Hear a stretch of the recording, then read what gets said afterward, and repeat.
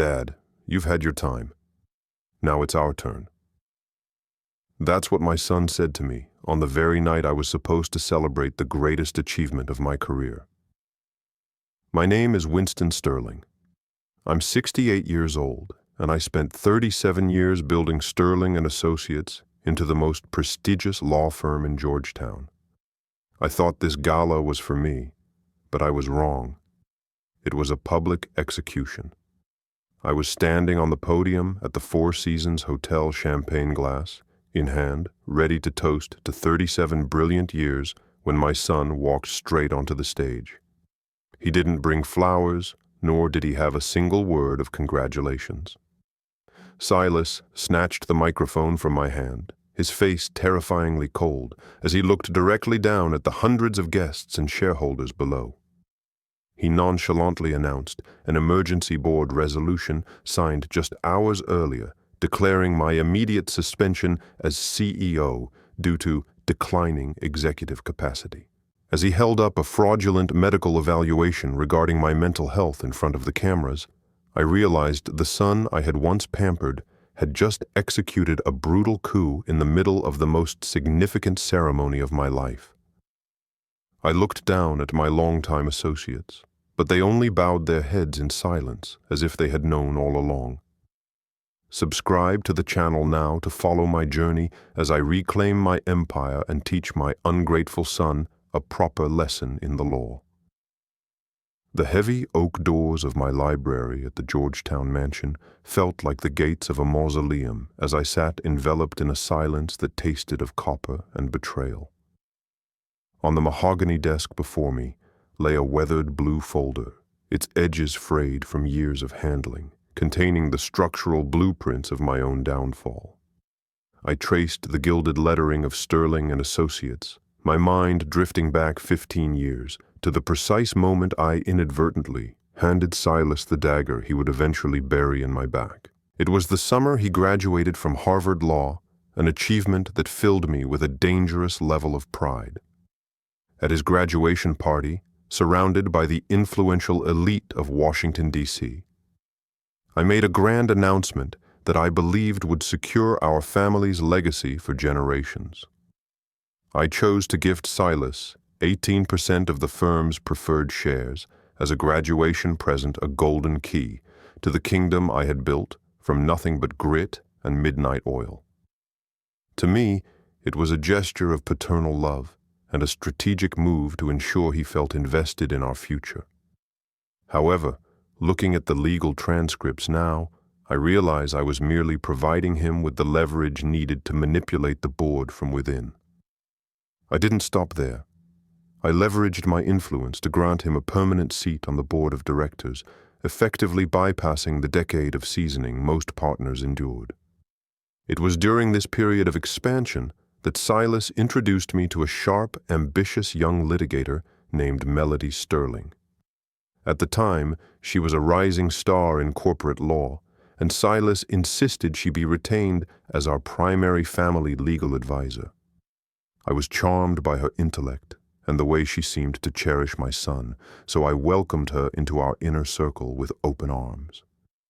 Melody quickly became the architect of our private trust, weaving complex legal webs that I blinded by the grief of losing my wife and the desire to see Silas succeed, failed to scrutinize. She was the one who suggested the succession and mental competency clauses, framing them as necessary protections for a firm of our magnitude. I trusted her implicitly, viewing her not just as a lawyer, but as the daughter I never had. While I was busy litigating high-stakes cases and maintaining our reputation, Silas and Melody were quietly cultivating relationships with the smaller minority shareholders. They used the shares I gave Silas as collateral to promise these investors higher dividends and a more aggressive modern direction for the firm, a direction they claimed I was too old-fashioned to pursue. They turned my generosity into a political currency, buying loyalties with the very wealth I had generated. Every dinner party we hosted, every holiday spent at this very villa, was a calculated scouting mission for them. I thought we were building a family. They were building a coalition. The 18% I gave away in a moment of pride became the fulcrum upon which they balanced their entire coup, turning my proudest achievement into my most devastating strategic blunder. The morning sun clawed through the glass facade of the Sterling and Associates headquarters, but the air inside the lobby felt unnaturally frigid. As I stepped toward the private elevator that had carried me to the executive floor for decades, two men in charcoal suits I did not recognize moved with practiced precision to block my path. They were private security, their faces as vacant as the marble floors beneath them, and for the first time in 37 years, they refused to acknowledge my authority. The silence was broken only by the rhythmic click of high heels echoing across the atrium. Melody Sterling emerged from the shadows of the conference wing, clutching a slim black leather portfolio as if it were a scepter. She didn't offer a smile or a greeting. Instead, she signaled the guards to remain in position, effectively caging me within the very entrance I had designed to welcome the city's elite. "Winston, you really shouldn't have strained yourself by coming in today," she said, her voice dripping with a calculated professional concern that made my skin crawl. She opened her portfolio and produced a series of documents, each bearing the firm's official seal stamps of approval for my own erasure. The first was a durable power of attorney signed during my brief hospitalization last spring when I was delirious with a high fever. I remembered her bringing papers to my bedside, whispering that they were merely routine insurance updates.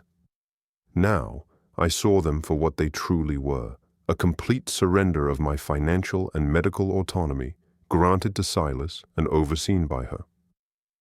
She flipped to the second page, a formal board resolution ratified in a midnight session I was never invited to attend.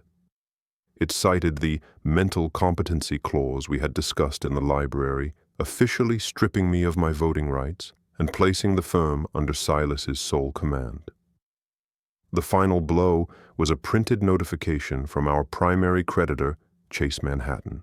Melody pointed to the highlighted section with a manicured finger showing that all corporate expense accounts, including the discretionary funds I used for my personal lifestyle and charitable foundations, had been frozen.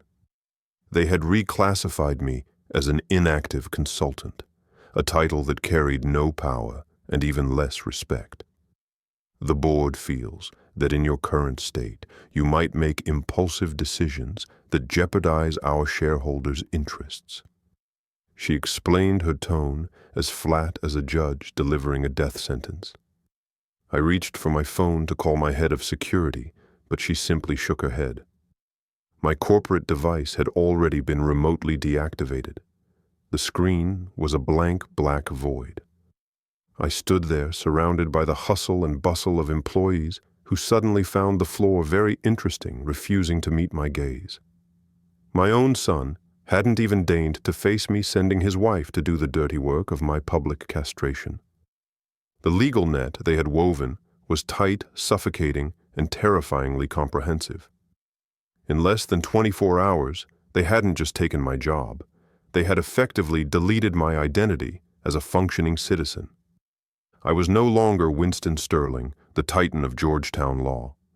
I was a ward of the state, in all but name a ghost, haunting the halls of my own legacy. Every credit card in my wallet was now a useless piece of plastic, and every door that once flew open at my approach was now bolted shut by a son I had once taught to walk. The drive back to my red brick colonial in Georgetown felt like a funeral procession for a man who was still breathing. When I reached the heavy iron gates, the keypad glowed with a defiant crimson light, rejecting the 6-digit code I had used for 2 decades. Before I could even reach for the intercom, the gates groaned open with a mechanical coldness, controlled remotely by someone watching me through the integrated security cameras. My own home, a sanctuary of prestige and family history, had been rewired into a smart prison. As I stepped through the front door, the air was thick with the scent of antiseptic and lavender, a sharp contrast to the familiar smell of old leather and expensive scotch. that usually define the foyer. I was met in the hallway by two stern women in pale blue scrubs, professional caregivers Silas had hired to provide what he called round-the-clock supervision. They didn't greet me as the master of the house. They treated me like a patient who had wandered away from his ward. When I tried to push past them toward my master suite on the second floor, one of them firmly placed a hand on my shoulder, informing me that my new quarters had been prepared in the sunroom on the ground floor for my own safety. The master bedroom containing the safe with my personal documents and the jewelry that belonged to my late wife was now behind a biometric lock to which I no longer had access. The cruelty of the situation crystallized when Silas finally appeared on the grand staircase, looking down at me with a mixture of pity and calculated indifference. He handed me a notarized summary of the Sterling Family Trust, the legal entity that owned this very estate. Because of the incapacity clause triggered by the fraudulent medical evaluation Melody had produced, Silas had been elevated to the role of sole trustee. Under the bylaws I had once helped draft to avoid estate taxes, the trustee held absolute power over the residence and all its contents. I was technically a beneficiary, which meant I was entitled to shelter and care, but I no longer possessed the right to manage the property or invite guests without his written consent. My evening was spent in the confines of that small sunroom, which had been stripped of anything with a sharp edge or a cord. The nurses stood outside the door, their presence a constant reminder that I was under house arrest disguised as medical assistants. My cell phone had been replaced with a simplified device that could only dial 3 numbers, Silas, Melody, and the firm's reception desk. When I tried to use the landline, I found the dial tone had been cut. I sat by the window, watching the rain streak the glass of the garden I had spent thousands of dollars to maintain, realizing the terrifying efficiency of their plan. They weren't throwing me out into the street to cause a public scandal. They were burying me alive in luxury, using the very legal protections I built for them to ensure I would never have the autonomy to fight back. I was a prisoner in a red brick mausoleum guarded by strangers, paid with my own money while my son slept in the room above dreaming of the empire he had stolen. The midnight air in the sunroom was stagnant heavy with the weight of my helplessness until I remembered the hidden compartment beneath the floorboards of the cedar closet. Inside lay an old, unencrypted satellite phone I had kept for emergencies back when the firm handled international security contracts, a device invisible to Silas's modern smart home network. My fingers trembled as I dialed a number I had memorized decades ago belonging to Arthur Penhaligon, a retired forensic accountant who knew where every metaphorical body in Georgetown was buried. The line crackled with static before Arthur's gravelly voice broke through the silence, offering the first glimmer of hope since this nightmare began. I needed him to dig into the firm's recent internal capital shifts, specifically the ones Silas had shielded behind the executive privacy banners. It took Arthur only 48 hours of silent digital tunneling to uncover the rot festering beneath the firm's polished surface. When he called back on the encrypted line, his tone wasn't just professional, it was genuinely horrified. He hadn't found a single large debt of $15 million, as we had originally speculated. Instead, he discovered something far more systematic and sinister. Silas had been executing a series of unsecured internal bridge loans, moving massive sums of liquid capital through a labyrinth of shell companies registered in Nevada. These entities, with names like Silver State Holdings and Desert Rose Consulting, were nothing more than legal veils connected to the high-stakes VIP credit lines of major Las Vegas casinos. Silas wasn't just losing money. He was drowning in a gambling addiction that had blinded him to any sense of morality or professional ethics. The true devastation hit me when Arthur detailed the source of the capital. Silas hadn't just drained my personal investment accounts. He had begun tapping into the employee 401k retirement fund, the very safety net for hundreds of families who had served Sterling and Associates for decades. Under the guise of reinvestment for growth, he had diverted over $12 million of pension money into these Nevada shells to cover his personal markers and protect his social standing among the gambling elite. I sat in the darkness of my sunroom, the cold plastic of the satellite phone pressed against my ear, feeling a profound sense of nausea. My son wasn't just a thief who had stolen his father's chair.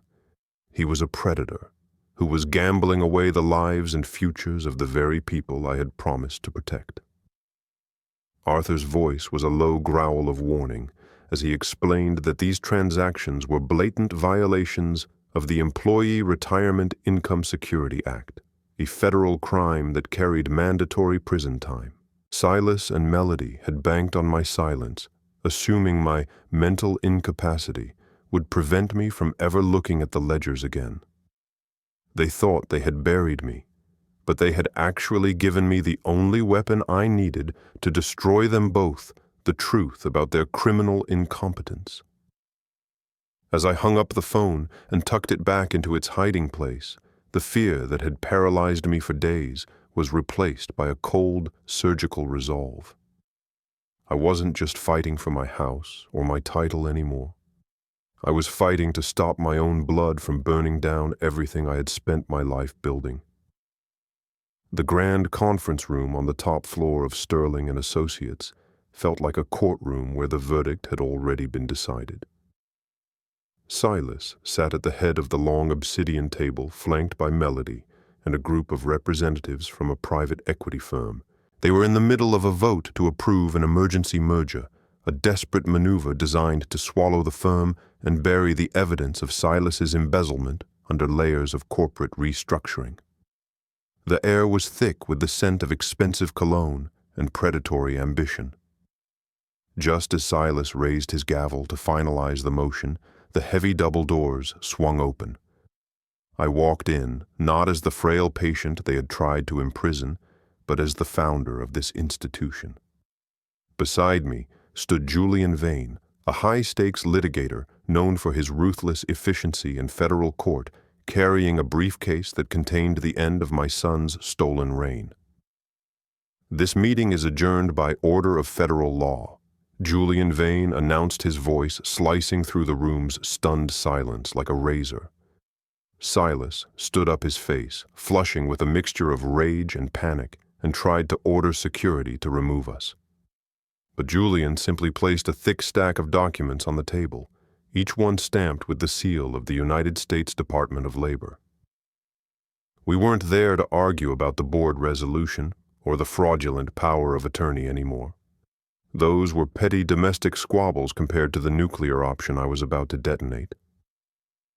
"We have provided the FBI and the Department of Labor with undeniable proof of a massive ERISA violation," I said, looking Silas directly in the eyes. I watched the blood drain from his face as he realized I had discovered his raid on the employee 401k retirement funds. Julian began to detail the systematic transfer of $12 million from the pension plan into the Nevada shell companies we had uncovered. Under the Employee Retirement Income Security Act, the misuse of employee benefit plans is a federal felony that triggers immediate intervention and mandatory prison sentences. The representatives from the equity firm began to gather their things, realizing they were about to merge with a criminal enterprise. Silas turned to Melody, but she was already backing away, her eyes darting toward the exit. The succession plan they had so carefully constructed was crumbling under the weight of federal scrutiny. I informed the board that I had filed a formal whistleblower complaint, and as of 10 minutes ago, the firm's assets had been placed under a federal monitorship. It was a scorched earth strategy. I knew that by exposing this rot, I was effectively destroying the firm I had spent my life building. Sterling and Associates would likely face bankruptcy or a forced sale to cover the massive fines and restitution owed to the employees. But as I looked at Silas, who was now trembling with the realization that he was facing a decade in a federal penitentiary, I felt no regret. I was willing to let the company burn to the ground if it meant the people who had worked for me were compensated and the person who had betrayed my blood was held accountable. I wasn't just reclaiming my power. I was performing a necessary amputation to save what was left of my soul. The son I loved was gone, replaced by a felon who had gambled with other people's lives, and I was the only one who could deliver the final blow. 12 months have passed since the federal agents stormed the executive wing of Sterling and Associates, and today the cold marble of the E. Barrett Prettyman Federal Courthouse felt like the only solid ground left in my life. Standing in the gallery, I watched as Silas was led into the courtroom in a drab olive jumpsuit, his hands shackled, a stark, devastating contrast to the tailored Brioni suits he once wore to mask his incompetence. The judge did not linger on sentimentality. For the systematic embezzlement of $12 million and the blatant violation of federal pension laws, Silas was sentenced to 84 months in a federal penitentiary. Melody Sterling, the architect of the legal deception, fared no better. She was stripped of her license to practice law permanently and received a 5-year sentence for her role as an accessory to financial fraud. As the bailiffs led them away, Silas looked at me, his eyes pleading for a fatherly intervention that would never come. But I remained a statue, my heart hardened by the clarity of the law. I didn't feel the triumph I had once expected. I felt only the somber peace of a man who had done his duty. In the months leading up to this day, I made the most difficult decision of my life. I liquidated the Sterling family trust, sold the red brick mansion in Georgetown, and emptied my personal offshore accounts. I didn't do this to save Silas, but to replenish the 401k funds he had stolen. By the time the bankruptcy courts had finalized the firm's dissolution, every single employee had received their full retirement dividend plus interest. I lost my empire, my home, and my only son, but I saved my name from being synonymous with a criminal legacy. I have since relocated to a modest one-bedroom cottage in the rolling hills of rural Virginia, miles away from the poisonous prestige of Washington, D.C. My days are spent tending to a small garden and reading the classics I had ignored for decades while chasing billable hours. My corporate devices are gone, replaced by the simple sounds of the forest and a landline that rarely rings.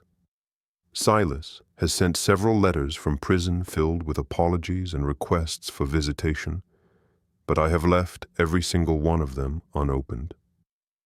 There is no path back to reconciliation when the betrayal is this absolute. I have taught him many things in life, but the final lesson is the most vital. Every action has a legal and moral consequence that even blood cannot dilute.